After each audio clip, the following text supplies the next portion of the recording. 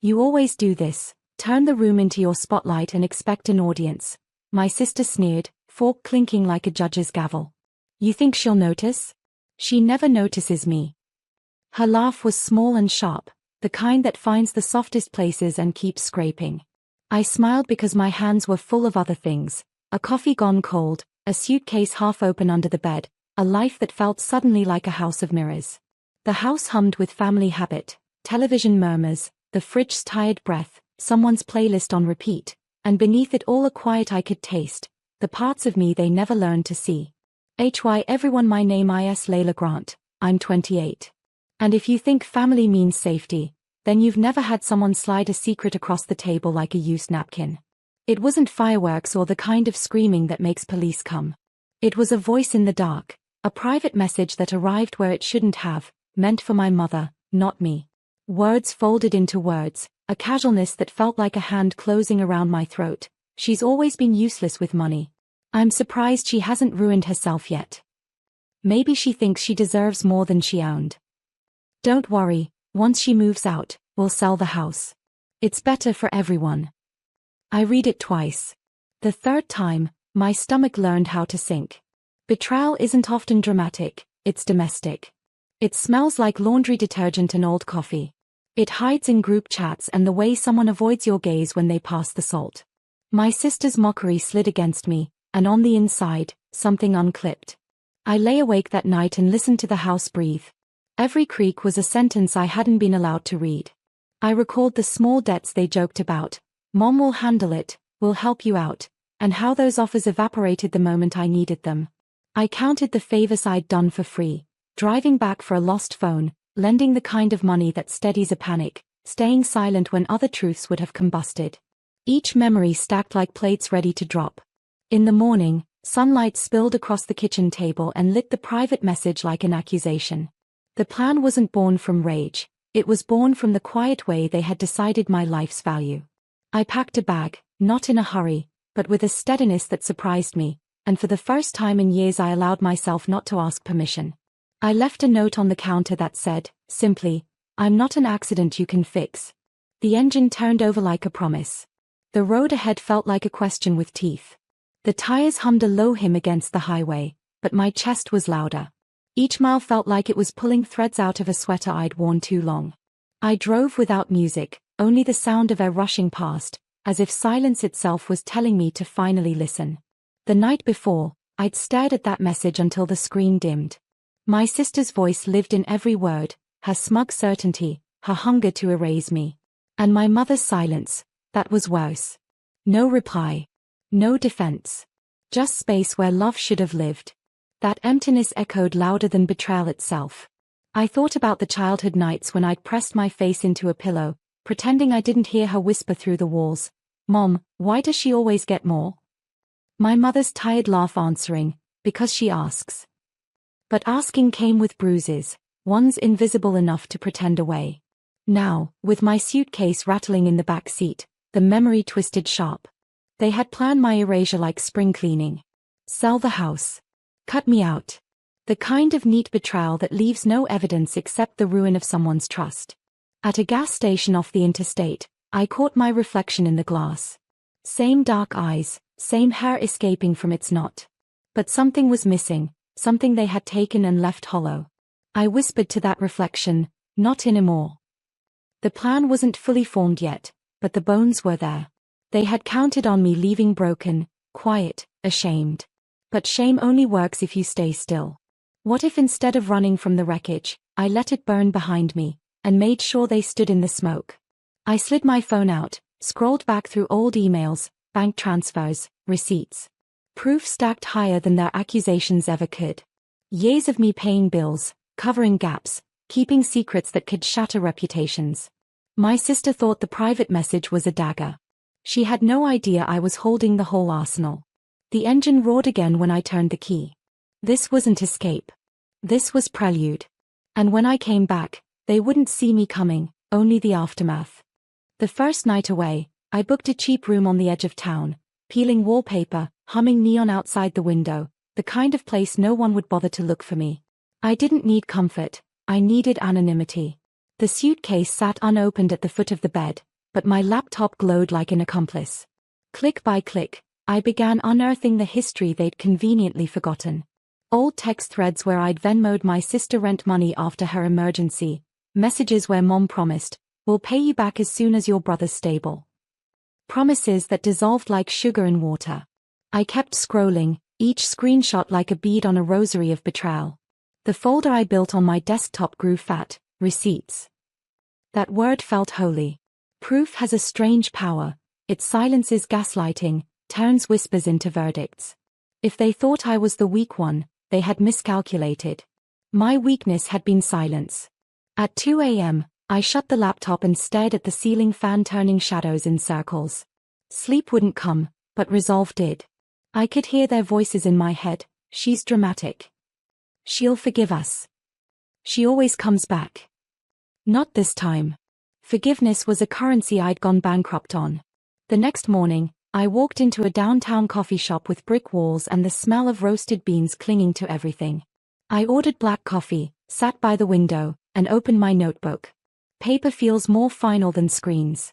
My pen moved fast, drafting a plan that would not just free me, it would leave them facing the ruins of their own lies. Step 1. Protect my accounts. I moved money, closed loopholes they might exploit. Step 2. Reclaim what was mine. The house wasn't just walls, it was my father's legacy, one they tried to erase me from. I had records, deeds, statements they didn't know I still held. Step 3. Exposure. My sister's perfect mask, her curated life, was fragile. I knew the cracks. By the time the coffee turned cold, I felt lighter, sharper, dangerous in a way I'd never allowed myself to be. For once, I wasn't their scapegoat. I was their reckoning. For once, I wasn't their scapegoat. I was their reckoning. I began with paperwork. Boring, legal, precise.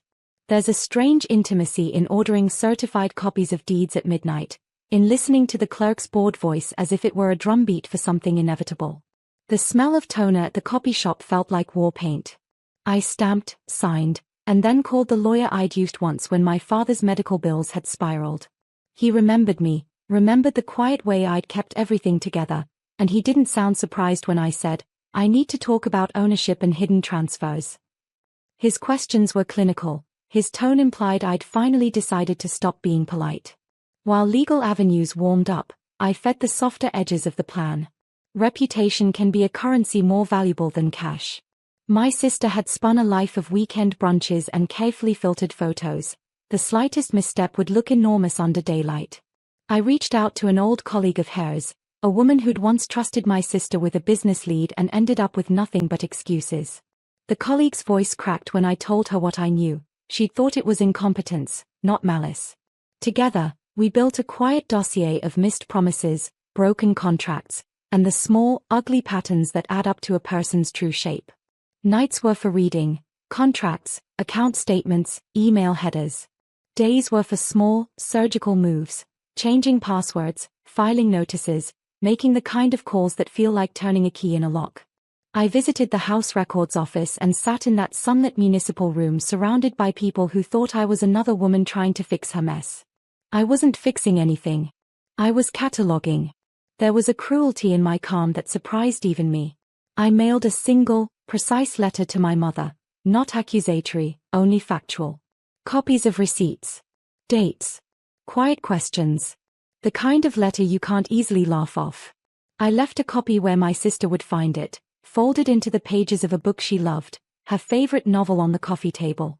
They had expected tears. Instead, the house smelled like coffee and old paper, and something heavier, anticipation, settled in the rooms they'd thought they owned. The silence that followed my letter was deafening. No frantic calls. No apologies. Just nothing. And that nothing told me everything. They were regrouping, whispering behind curtains, deciding how best to paint me as the villain. On the third morning, my phone buzzed with a text from my sister, "You've lost it. Stop embarrassing yourself." No explanation. No denial. Just dismissal. I stared at her words until they blurred, the same tone she'd used our whole lives, minimizing, mocking, reshaping reality so I always appeared smaller. But I wasn't smaller anymore. I was holding the receipts, literally. And for the first time, I realized I didn't need their acknowledgement to prove I'd been wronged. Proof was oxygen, their silence was gasoline. That evening, I returned to the house I'd once called home. I parked across the street, windows rolled down, letting the cool air slip in. Through the living room window, I saw them, my mother and sister, faces pale in the glow of their phones, whispers sharp, like blades grinding together. They looked unsettled, and that sight alone lit a calm fire in me. I didn't knock. I didn't announce myself.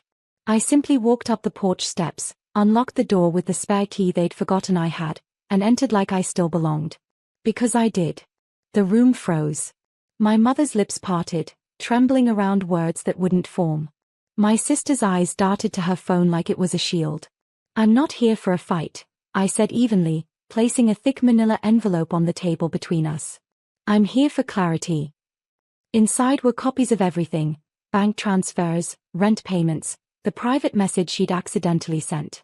Their secrets, their schemes, all lined up like a confession they hadn't meant to give. My mother's hand shook as she reached for the envelope, but I stopped her. "No," I whispered. "This isn't for you to read. It's for you to sit with. Every page is a mirror." For once, they had no script, no quick laugh, no deflection. Just silence, and the sound of their own lies pressing in. And in that silence, I felt the balance shift. The silence stretched long enough to feel like punishment. My sister's face twitched between rage and fear, her bravado cracking at the edges. She finally hissed, "You think you're clever? You think waving papers around makes you important?" Her laugh was brittle, like glass about to snap. I didn't answer. I let the quiet thicken, let her own words hang in the air. Because the truth wasn't in what I said, it was in the evidence she couldn't refute. My mother cleared her throat, her voice fragile. "Layla, this isn't what you think. Families help each other, you know that. We were only trying to balance things." Balance. My voice was calm, colder than I expected. "I paid your debts. I covered her rent. I held everything together while you pretended I was the problem. And then you decided I was disposable. That's not balance, it's theft dressed up as love." Her lips trembled, but she didn't deny it. She couldn't. I slid another paper from the envelope, the deed transfer they tried to push through without my consent. My sister flinched when she saw it, color draining from her cheeks. "You underestimated me," I said, softer now. "You thought I'd crumble, like always. But this time, I'm not asking for explanations. I'm giving notice." I stood, my chair scraping against the wooden floor, the sound sharp enough to make them both flinch. "The house, the accounts, the secrets, I've already secured everything. You can't touch what isn't yours." My sister shot up, fury replacing fear. "You won't get away with this. You'll regret it."